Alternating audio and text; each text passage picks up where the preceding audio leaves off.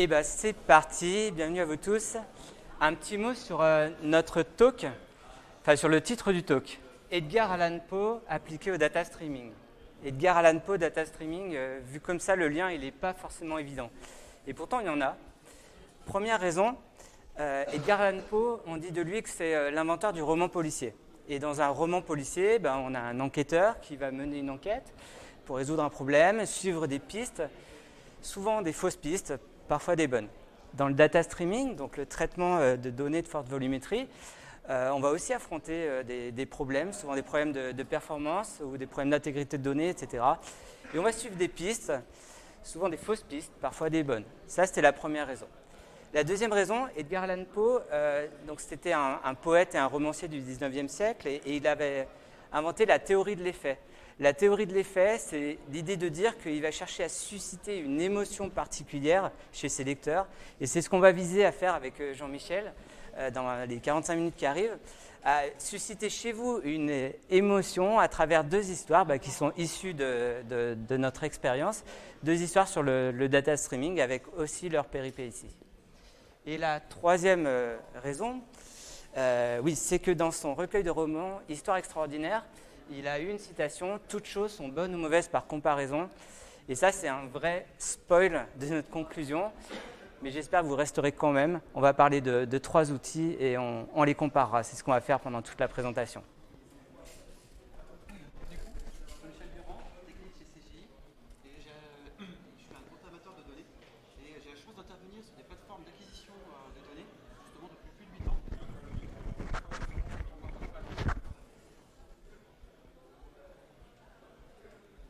Mieux ? Non ? Toujours pas ? C'est mieux ? Non.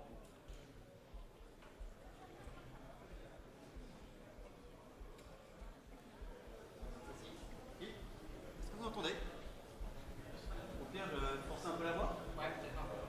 Enfin, force un peu la voix, ce sera mieux. Du coup, Jean-Michel Durand, technique chez CGI, et j'ai la chance d'intervenir sur plusieurs plateformes d'acquisition de données sur les 8 dernières années. Et pour ma part, donc Julien Cognet, moi je suis aussi passionné par la data comme Jean-Michel, architecte sur les projets et puis directeur technique de l'agence de CGI Grenoble. Et un petit mot sur notre entreprise, CGI, donc USN que vous connaissez tous et que aujourd'hui je les remercie parce que c'est vraiment on nous pousse et on nous encourage en tant que speaker à venir partager notre savoir et c'est un plaisir de venir le faire avec vous et de porter les couleurs. Début de l'histoire. On va revenir sur le besoin et sur ce qui nous a été demandé.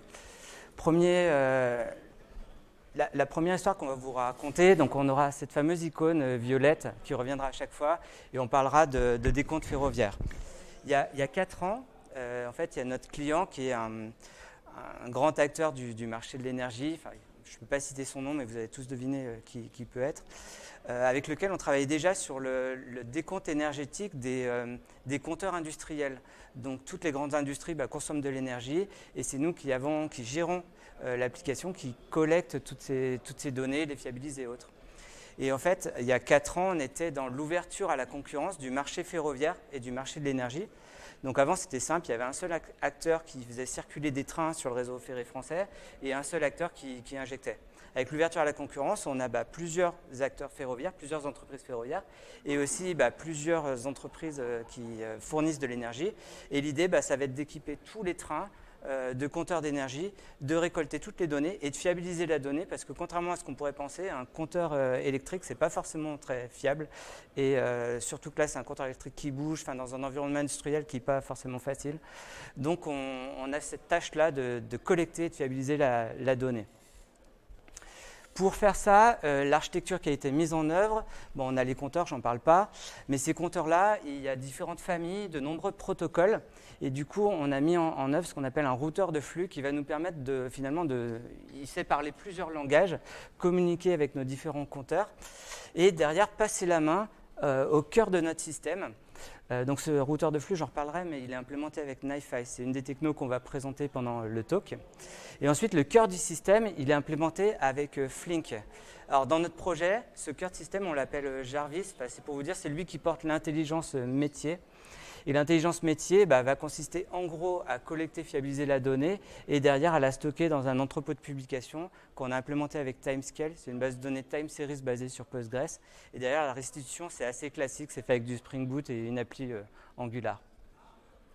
Du coup, en tout le talk, on parlera de décompte ferroviaire pour parler de cette histoire. Notre deuxième histoire, c'est justement dans le domaine de la performance énergétique. Pour avoir des performances énergétiques, pour pouvoir faire de l'analyse de dérive ou de l'optimisation,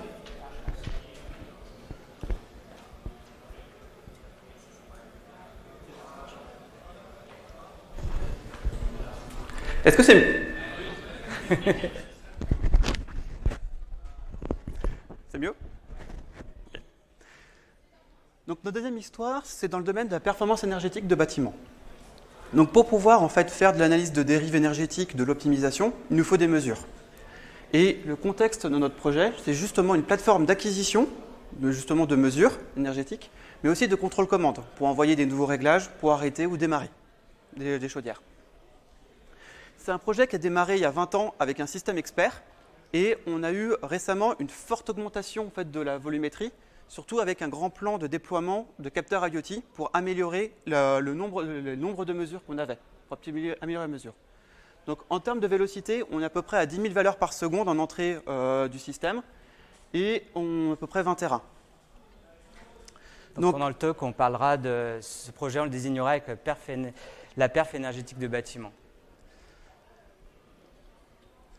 En entrée en fait, de notre pipeline, on a justement une très grande diversité parce qu'on peut avoir des capteurs, des compteurs intelligents qu'on peut programmer à distance. On va avoir toute une passerelle IoT avec derrière énormément de capteurs. Plus après, des connexions système tiers pour aller récupérer par exemple de l'électricité, du gaz ou ailleurs. Ensuite, on va l'intégrer dans notre bus de données. Et après, on va avoir la première action à faire, c'est d'identifier. Donc, nos données en entrée viennent de plusieurs plateformes. Il faut pouvoir identifier à quoi correspondent nos données, les classifier et en fonction en fait, de la classification, appliquer des traitements métiers spécifiques.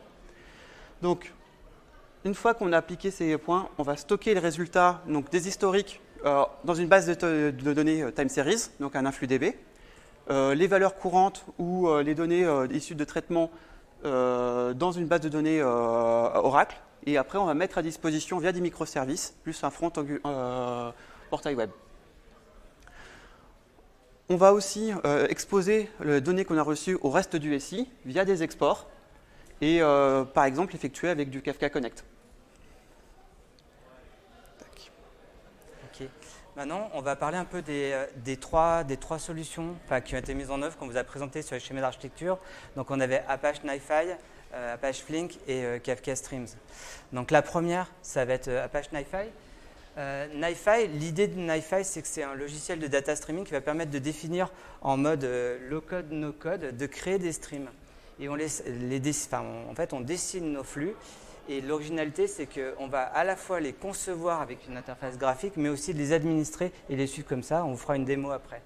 Et en fait, NiFi, ça a été créé par la NSA, en fait, il y a un certain nombre d'années, et mis ensuite sous forme de logiciel libre.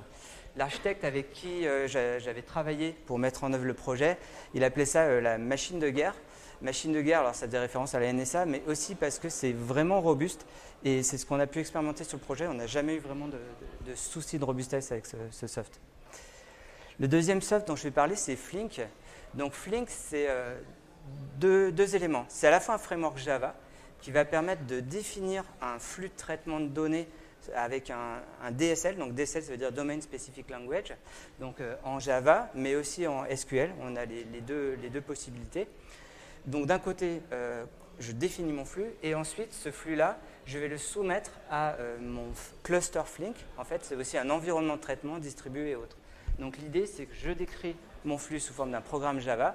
Ce programme Java, je le pousse sur un job manager qui est à l'intérieur de mon cluster. Et ensuite, le job manager, c'est rien d'autre que du MapReduce amélioré, va distribuer le traitement sur un certain nombre de task managers. Et là, je peux en faire un cluster complet. Et le dernier, Kafka. Qui connaît Kafka dans la salle? Voilà, bon, on va pouvoir aller vite du coup. Donc, Kafka, c'est un système de commit log distribué avec une forte capacité à la montée en charge et des très bonnes performances. Je ne vais pas aller plus loin, mais pour pouvoir mettre en évidence les différentes technos qu'on a pu utiliser dans nos deux histoires, ce qu'on va proposer, c'est de faire une démo. Une démo qui se base justement sur l'histoire numéro 2, la performance énergétique de bâtiment. Donc, dans notre contexte, on est sur une gestion technique de bâtiment. Donc, l'objectif, c'est on a des capteurs qui vont être présents dans des bâtiments et on veut essayer de voir leur consommation. Et l'objectif final, c'est de découvrir quel est le bâtiment qui va être le plus consommateur parmi les différentes données qu'on a récupérées. Donc, pour faire cette démo, la première chose, on a simulé un injecteur avec du NiFi. Et on a aussi, du coup, on a mis un référentiel en place avec un Postgre plus une solution de Change Data Capture pour pousser les mises à jour du référentiel. On va faire la jointure entre nos données basiques, justement, injectées, plus notre référentiel avec Flink. Et enfin, on va faire nos traitements métiers d'agrégation de données.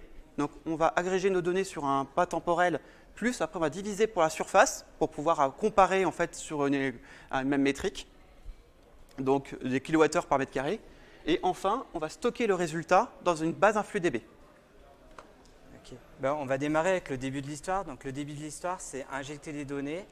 Ce qu'on a fait, c'est qu'on va utiliser NiFi, donc NiFi IHM Web, dans laquelle je me connecte et dans laquelle je décris mon flux de données sous la forme d'un certain nombre de processeurs qui s'enchaînent les uns avec les autres.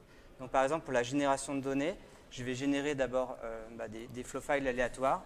Je génère des valeurs, je convertis mes enregistrements en JSON et dernière étape, c'est que je les log. Si je lance mon flux, ce qui va se passer pour l'instant, c'est uniquement, voilà, si je regarde mes logs, je vais générer des logs avec des valeurs de compteurs.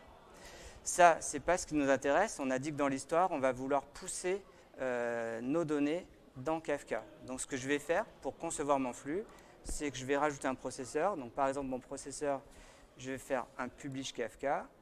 Je dépose mon processeur.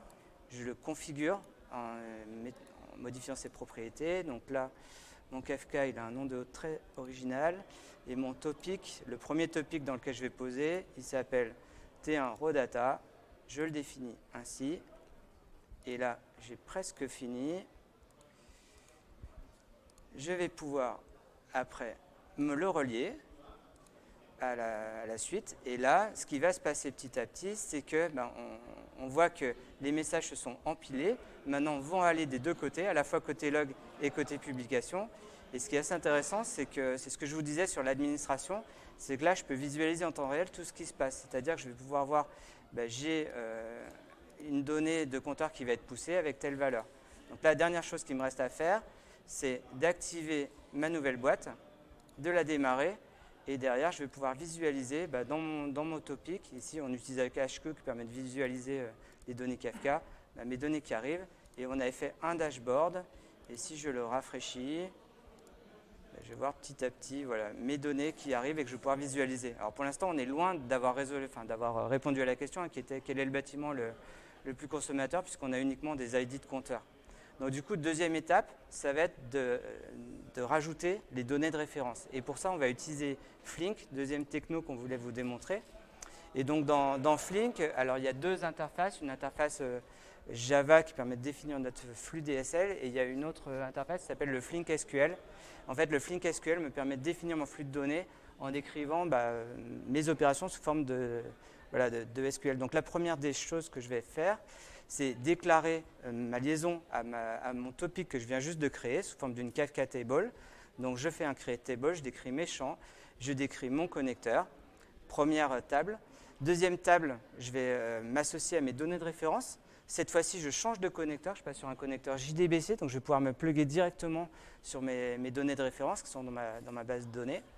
Ensuite, je crée ma table de destination, qui cette fois va contenir à la fois mon ID de compteur, ma valeur, mais aussi un ensemble d'éléments qui vont venir enrichir la donnée. Et la toute fin, c'est ce insert into ma table cible avec la jointure entre ma table source et mes données de référence qui vont faire que ça va fonctionner. Et là, je vais juste le déployer. Donc le déployer, c'est rien d'autre que lancer ce type de commande, sqlclient.sh, en lui passant en entrée le job SQL. Et en faisant ça, ce qui s'est passé, c'est qu'on a communiqué avec... donc je vais aller sur l'interface d'administration de NiFi.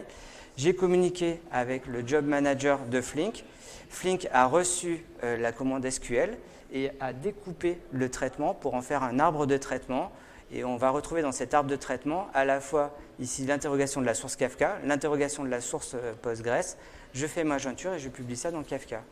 Et le résultat de ça, c'est que je vais avoir ici, dans mes topics, mon topic de données enrichies, on voit qu'il commence à s'alimenter. Et cette fois-ci, je l'ai enrichi avec, je sais quel est le bâtiment, la salle, la superficie et autres.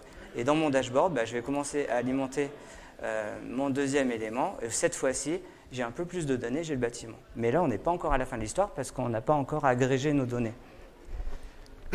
Du coup, la troisième étape va consister à justement faire une agrégation de nos données par bâtiment sur un pas temporel et sur une fenêtre temporelle, et ensuite diviser par la surface. Donc, on a fait ça avec Kafka Stream. Donc, si je vais d'abord lancer l'application. Tac. Et on va pouvoir les voir un tout petit peu l'application. Donc, Kafka Stream est une librairie. Donc là, on n'a pas besoin d'avoir un cluster en fait qui démarrait comme pour Flink. Donc là, j'ai juste fait un main plus classique. J'ai défini quelle était ma configuration de mon justement de mon cluster Kafka. Ensuite, je lui ai dit quel était justement le topic que je vais lire en entrée.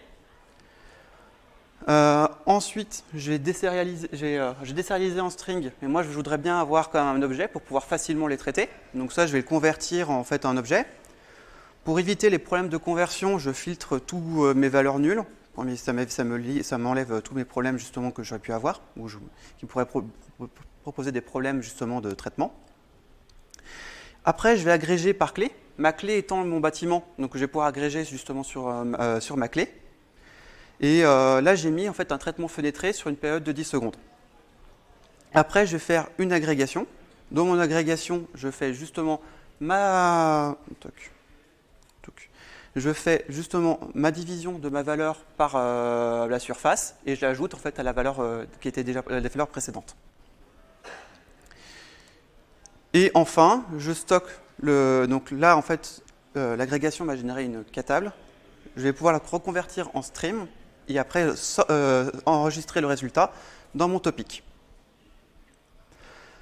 Enfin, au démarrage, la première chose que je fais, j'affiche en fait la topologie, donc justement en fait les différentes actions que Kafka Stream a pu générer, juste pour pouvoir débugger. Et après, je lance l'application. Donc là, j'ai pu le lancer au démarrage. Maintenant, en fait, si on reprend dans le dashboard, on devrait voir nos données. Donc, je vais dézoomer un tout petit peu. Si on peut voir en fait entre le dashboard qui est ici et celui-là, on a moins de points, puisque justement on a fait une agrégation sur une fenêtre temporelle. Et ensuite, après, côté influx, j'ai récupéré quelle était ma valeur maximale de ma courbe, et j'ai affiché quel était le nom du bâtiment associé à cette valeur. Donc là, si on reprend, là c'est l'université Clermont-Auvergne. D'ailleurs, on peut le voir sur côté influx. Mais bon, tout ça, c'est une démonstration. Et dans la vraie vie, ça ne se passe jamais comme dans les tutoriels et autres. Et l'idée maintenant de ce qu'on va aborder, c'est de revenir sur les difficultés qu'on a rencontrées. Donc la première difficulté, c'est ce qu'on doit toujours faire, mais je te repasse la main.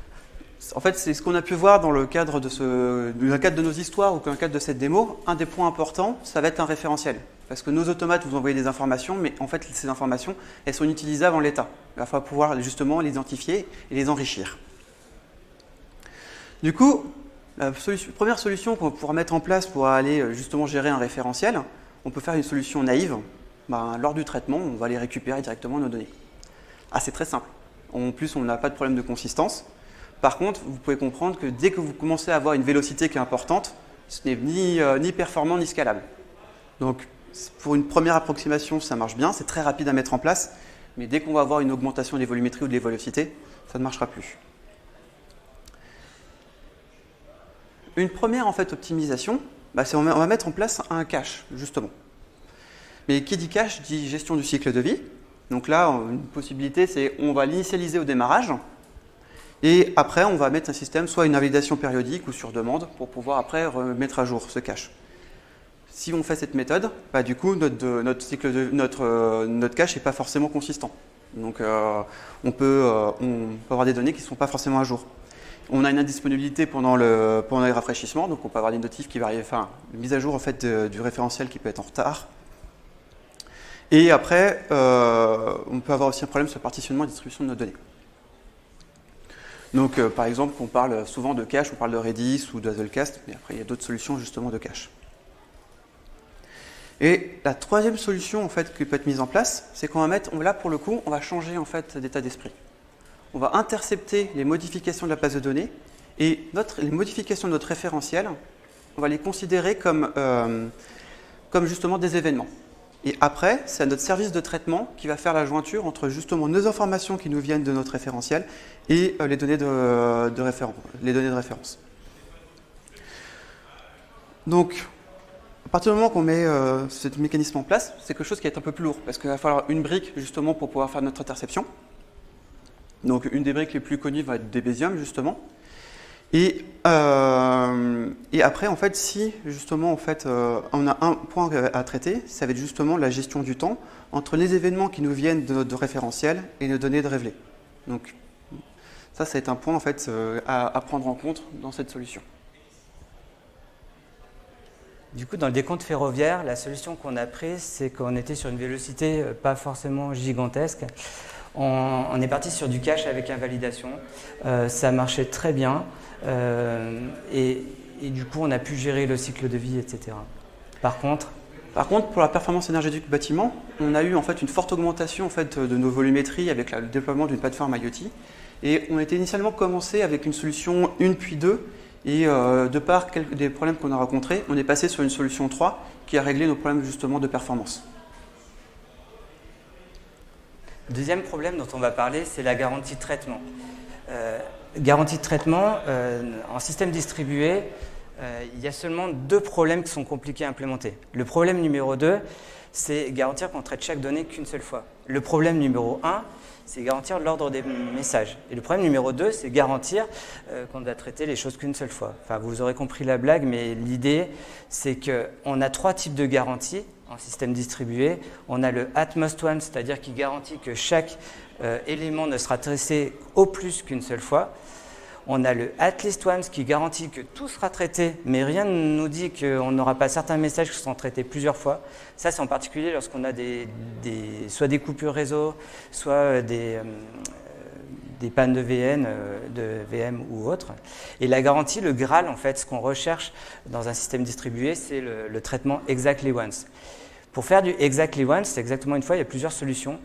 Première famille de solutions, c'est ce qui est envisagé par Kafka typiquement ou NiFi, c'est de se dire que dans un domaine qui est totalement maîtrisé, par exemple tant qu'on reste sur du Kafka, on sait être dans l'exactly once, ils ont mis en œuvre tout un ensemble de mécanismes, etc. Par contre, dès qu'on en sort, si je me mets à écrire dans une base de données ou autre, et bien là c'est le Wild Wild West, difficile de garantir ce qui va se passer. Donc là, vous allez me dire, il y a des algos qui existent pour gérer des transactions. Par exemple, le 2PC ou le two-phase commit. Dans le two-phase commit, l'idée c'est qu'on a plusieurs services qui doivent effectuer des opérations et on va avoir besoin d'un coordinateur. Ce coordinateur, l'idée c'est que dans une première phase, il va interroger chacun des services qui est impliqué dans la transaction et il va lui demander « au fait, j'ai telle opération à faire, est-ce que tu es d'accord? Est-ce qu'on pourra committer ?» Deuxième phase, si tout le monde répond « OK », et du coup, il va ordonner aux différents services, maintenant tu fais ce qui doit être fait.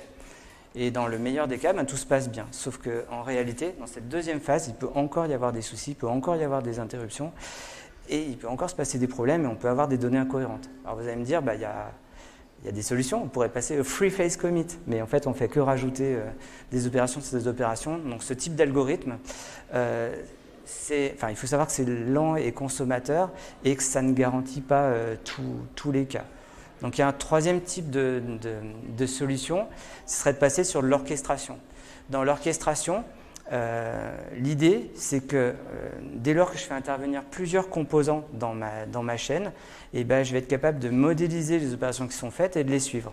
Donc par exemple, dans le décompte ferroviaire, on a modélisé les opérations. Donc en entrée du routeur de flux, quand je démarre, je vais avoir la trace dans mon orchestrateur que j'ai démarré. Et puis j'avance, j'en garde la trace. Donc j'ai ainsi une image virtuelle de ce qui se passe dans mon traitement jusqu'à arriver à la fin. Et si on a un souci, là il peut y avoir deux types de solutions. Il y a le concept de rejeu avec idempotence. Le rejeu, ça veut dire quoi? C'est qu'en entrée, chaque donnée que j'ai récupérée, pour des raisons locales, je les ai archivées. Donc nous, on utilise Minayo, qui est un système S3 distribué, de gestion de fichiers distribués. Donc on peut aller prendre la donnée dans la Minayo et la réinjecter, et ainsi rejouer. Avec idempotence, mais j'en parle juste après. Deuxième solution, c'est le concept de saga. Je ne sais pas si vous en avez entendu parler, mais c'est le concept de transaction distribuée où si jamais j'ai un souci à une étape du processus, je vais pouvoir annuler ce qui a été fait en demandant au service précédent de faire ce qu'on appelle le mécanisme de compensation. Mais j'ai parlé là de rejeu avec idempotence. Et en fait, l'idempotence, c'est une propriété mathématique et informatique. On dit qu'une opération elle est idempotente dès lors qu'on est capable de la rejouer plusieurs fois dans les mêmes conditions. Donc par exemple, regarder des gâteaux, c'est idempotent parce que je peux les regarder 5 fois de suite, il n'y aura pas de souci, mon assiette sera toujours pleine. Par contre, si je mange un gâteau, au bout d'un certain nombre de fois, 5 fois en l'occurrence, là, si je mange mes 5 gâteaux, j'aurai plus de gâteaux. C'est triste. En data streaming, faire une opération idempotente, globalement, ça veut dire que quand je traite ma donnée, je suis capable de me mettre dans l'état dans lequel j'étais lorsque j'ai reçu ma donnée.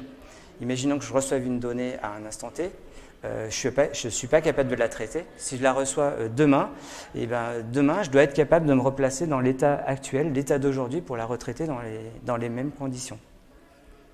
Et si on reprend nos deux histoires, dans le décompte ferroviaire, nous, on avait vraiment une contrainte forte parce qu'on a de la facturation derrière, il y a de l'argent en jeu, on va dire.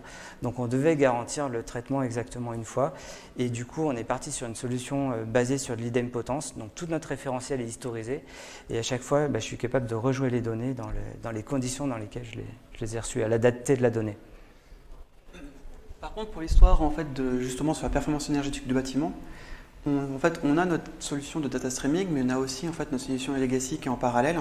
Et la cohabitation des deux mécaniques nous impose de contraintes d'ordonnancement, et on n'a pas cette problématique nos traitements ne sont pas idempotents, ce qui nous pose quelques problèmes justement au jour le jour.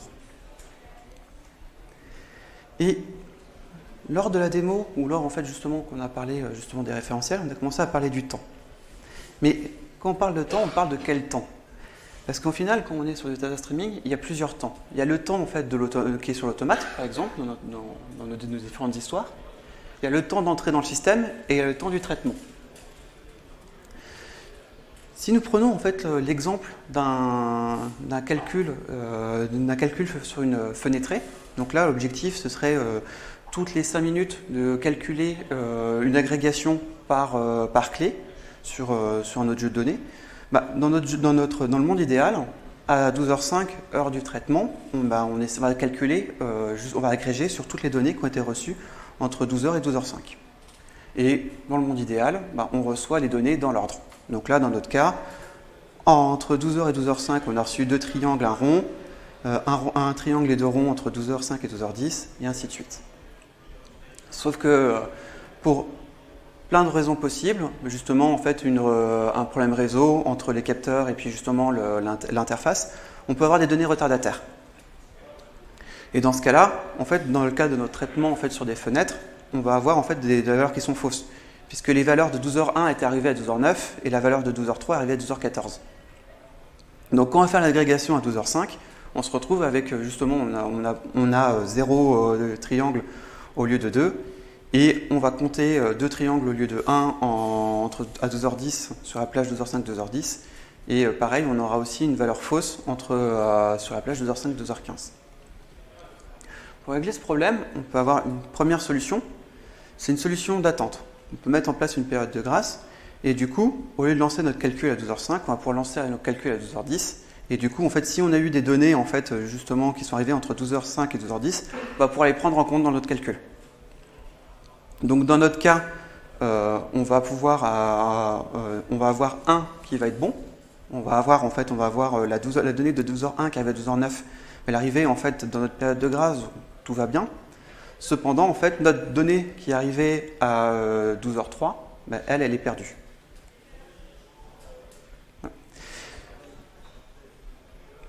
Et enfin, une autre solution possible, c'est une solution en fait rémission avec idempotence. Donc là, à 12h05, on lance notre calcul. Jusqu'à présent, rien de nouveau. À 12h10, on lance le calcul entre 12h05 sur les données qu'on a reçues entre 12h05 et 12h10. Mais on a vu aussi qu'on a reçu une donnée qui datait en fait de la période 12h-12h05. Donc dans ce cas-là, on va relancer le calcul sur cette période avec cette nouvelle valeur, ce qui va nous permettre du coup de prendre en compte cette valeur. Et pareil à 12h15, puisque du coup on a vu qu'on a une valeur qui était datée entre 12h et 12h05, on va relancer le calcul. Donc dans ce cas-là, comme on a fait, c'est un peu ce que je viens juste avant, avec le système avec rémission. Donc on va aller, là les données ont été archivées à côté, on a repris les données associées et on les recalcule avec toutes les données associées en fait à la période. Donc un prérequis, il faut que le traitement soit idempotent. Si les traitements ne sont pas idempotents, on va avoir des problèmes justement sur la cohérence de nos données. Dans le décompte ferroviaire, en fait, ce qu'il faut savoir, c'est que mes compteurs embarqués dans les trains, eh ben, on n'a pas de contrainte sur le quand ils peuvent envoyer leurs données. Ils peuvent les envoyer jusqu'à 13 mois en retard. Donc ça veut dire qu'on doit être capable de recalculer une donnée jusqu'à 13 mois en retard. Donc nous, on n'avait vraiment pas le choix. Il fallait qu'on historise notre référentiel et qu'on soit capable de recalculer systématiquement nos données dans le passé. Dans le cadre de notre histoire sur la performance énergétique du bâtiment, on n'a pas en fait de traitement fenêtré. Nous, ce qui compte en fait, c'est l'état courant de notre référentiel. Donc, on n'a pas en fait ce genre de problématique. Nous, ce qui compte, on prend le référentiel tel qu'il est. À l'instant, on fait le traitement, même si les données étaient anciennes. Okay. On va parler un peu de gestion d'erreurs. Dans la vie, dans le monde idéal, quand on traite les données, le cas parfait, c'est que je reçois des messages et je les traite et je les dépile les uns après les autres et je crée mes données telles qu'elles sont. Dans la réalité, et ça c'est vrai en particulier quand on travaille avec des compteurs industriels ou autres, tout n'est pas toujours parfait. Par exemple, là, dans le décompte ferroviaire, on travaille avec les industriels. En ce moment, on est en train de mettre en œuvre une nouvelle norme. Et du coup, il y a toute une phase pendant laquelle on doit se mettre d'accord sur comment on génère les données, comment on interprète la norme, et ce n'est pas toujours gagné. Et donc, ce qui va se passer systématiquement, c'est qu'on va pouvoir recevoir des fichiers qui ne sont pas... Alors, c'est pas un coup de... C'est pas un hacker, c'est pas un problème de cybersécurité, mais c'est que ça peut arriver à un fichier qui est mal formé ou autre. Et si on ne le traite pas, ce qui va se passer, c'est que je vais traiter mon deuxième élément. Le deuxième, je vais avoir une panne. Et là, si j'ai rien fait, mes données sont jetées à la poubelle. Donc, pas de souci. Donc ça nous est arrivé. Quand on regarde bien Flink ou Kafka Stream et autres, tous ils implémentent un mécanisme de redémarrage automatique. Donc dans ces cas-là, on sait le gérer. Par contre, par défaut, quand on a démarré avec Flink, qu'on a pris, donc Flink c'est un projet open source, on a pris, donc nous on est avec RabbitMQ qu'on utilise, et la source RabbitMQ de Flink, elle a deux soucis, c'est que déjà il n'y a pas de limite, en gros quand il dépile les messages, il prend tout ce qu'il y a dans ma queue RabbitMQ, qu'il y en ait beaucoup ou pas beaucoup, et en plus il fait de l'acquittement automatique. Et ça nous a posé pas mal de problèmes, parce que notamment à cause de cet acquittement automatique, même si je remets du redémarrage automatique, j'avais quand même perdu, par exemple, là j'ai pris ce paquet-là, si j'ai un souci en plein milieu, mon item violet, il est perdu, et même si je redémarre et que la suite peut être traitée, rien qui est gagné. Donc du coup, on a modifié le code et on a implémenté de l'acquittement. et derrière on a contribué. Et par contre ça s'est fait piéger, c'était assez drôle. En fait, en réimplémentant l'acquittement, première fois qu'on l'a fait, c'est on traite le premier élément, tout va bien. Le deuxième, je plante, je redémarre, mais vu qu'on n'avait pas acquitté le message, il a été réinjecté et du coup là on s'est retrouvé avec des espèces de boucles infernales où je passais mon temps à retraiter les mêmes messages avec des erreurs. Donc stop, c'est clairement pas la bonne solution. Donc, autre solution qu'on peut mettre en œuvre, assez simple, c'est de se dire, c'est un pattern qui s'appelle le skip corrupted. En gros, quand je rencontre une pilule empoisonnée, simplement, je log le problème, je le mets de côté. Ça, le souci, c'est que derrière, c'est difficile à exploiter. Donc, on peut avoir une amélioration qui serait ce qu'on appelle le sentinel pattern. Donc là, l'idée, ça va être de se dire, quand j'ai un problème, mon message, je le mets de côté, j'en fais un petit paquet avec l'erreur qui va bien et je l'envoie dans le reste du flux. Ce qui est le plus couramment mis en œuvre, c'est la quarantaine, ou dans le monde Kafka, ça s'appelle les dead letter queues. Là, l'idée, c'est de se dire que tout ce qui fonctionne bien, je l'envoie dans le flux courant. Et par contre, dès que j'ai un souci, dès que j'ai une pilule empoisonnée, je la mets de côté, je la mets dans une DLQ, et en plus de ça, je garde le contexte. Ça, c'est très important pour le debug. Ça va être de se dire, garder tous les logs qui y allaient avec, garder tous ces différents éléments pour pouvoir les retraiter plus tard. Et du coup, dans nos deux expériences, clairement dans le décompte ferroviaire, nous on a beaucoup travaillé sur la source de données. Finalement, on n'a pas pris pour acquis ce qui était dans le projet. On a dû retravailler sur cette gestion transactionnelle des données, implémenter l'acquittement, limiter la taille de nos lots de données, bien sûr utiliser le redémarrage automatique et mettre en œuvre un vrai mécanisme de quarantaine et qui en plus peut être visualisé par nos utilisateurs et réutilisé derrière.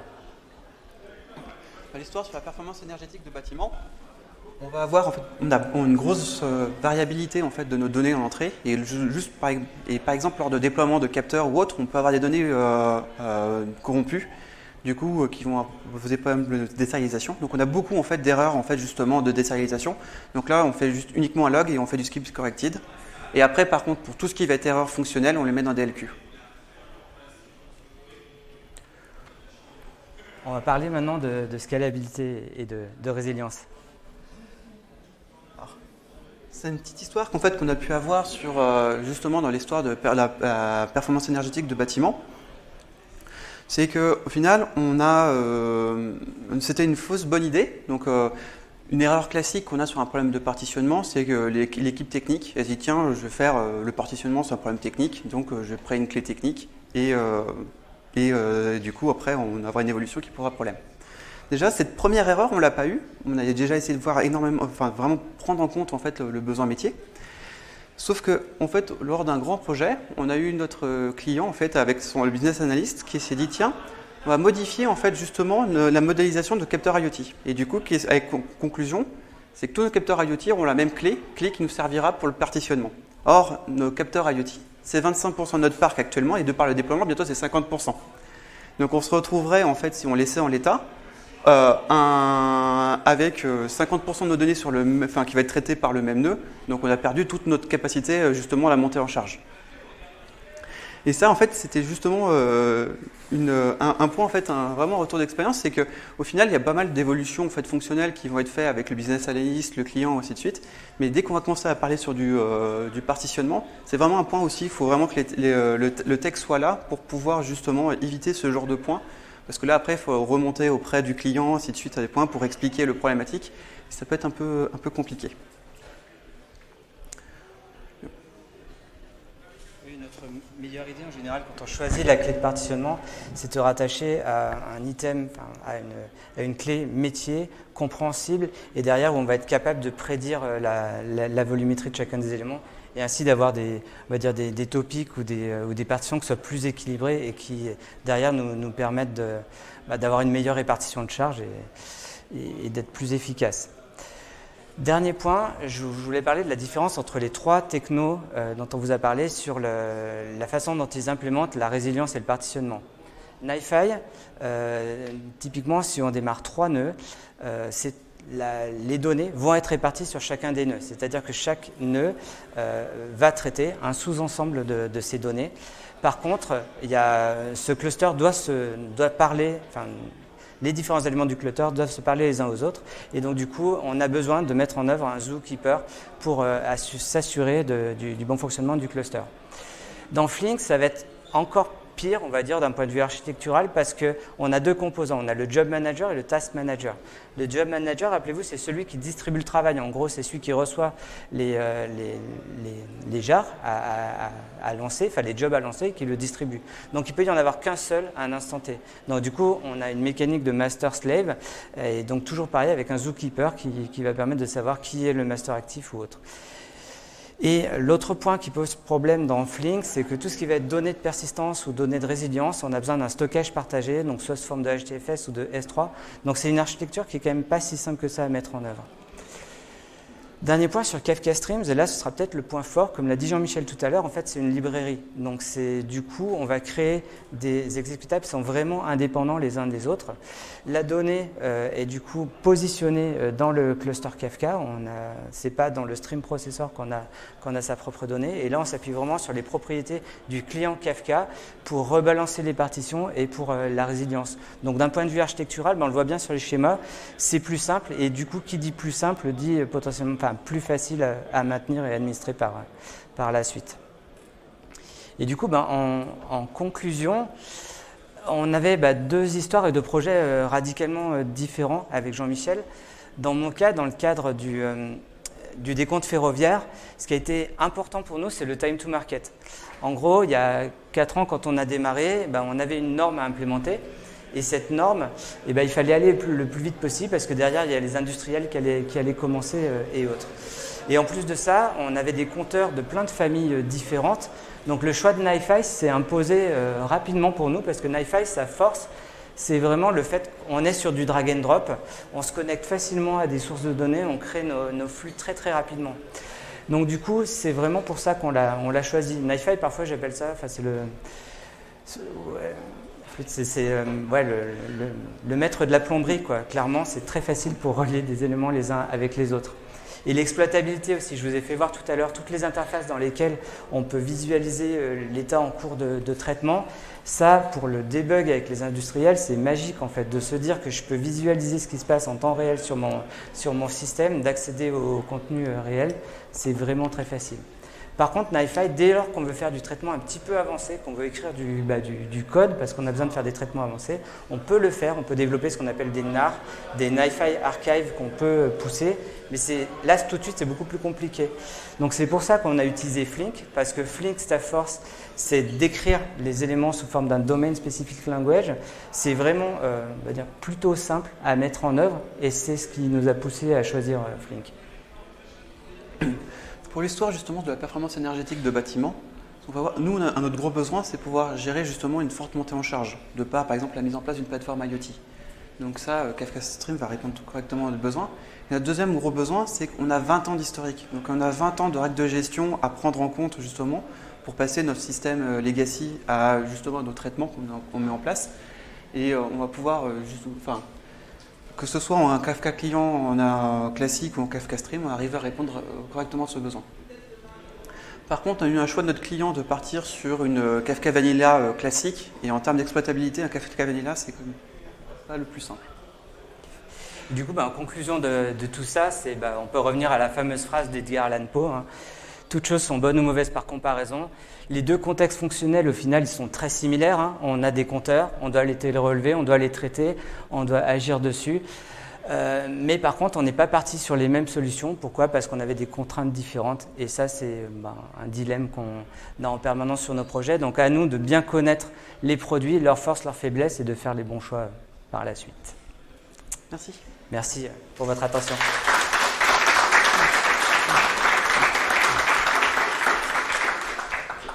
Donc il nous reste 2 minutes pour des questions.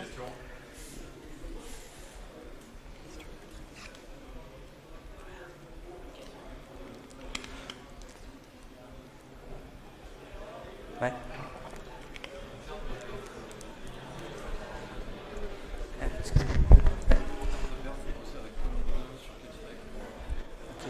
Non. La question, Jean-Michel, je pense sera plutôt pour toi. En termes de performance, combien de nœuds on utilise et est-ce que tu peux donner un petit peu les caractéristiques du système On utilise un cluster avec, du coup, alors pour la partie Kafka, c'est minimaliste. On a un cluster de 3 VM, du coup. Et après, on a un deuxième cluster, on héberge nos streams, nos jars, justement, Kafka Stream, sur 2 autres VM à côté. C'est tout. Et ça tient largement pour ce qu'on a besoin de faire. Ce que je pourrais rajouter par rapport à la performance, il y a un facteur que je n'ai pas mis dans le tableau de comparaison. Je ne sais pas si tu peux revenir un cran en arrière. C'est, en ce moment, on travaille, nous, sur la problématique un peu Green IT, etc., sur ces points-là. Sur les 3 solutions, clairement, la solution NiFi, on est sur du low-code, on est sur un cluster qui est consommateur, donc c'est quand même pas le plus économe quand on passe à l'échelle. Donc c'est pour ça que je crois qu'on lui avait mis une note un peu moins bonne sur la partie résilience, scalabilité. Oui, ça permet d'aller très vite. Oui, pour la plomberie, c'est génial. Après, d'un point de vue consommation de ressources, efficacité énergétique, c'est peut-être pas la meilleure des solutions. Merci.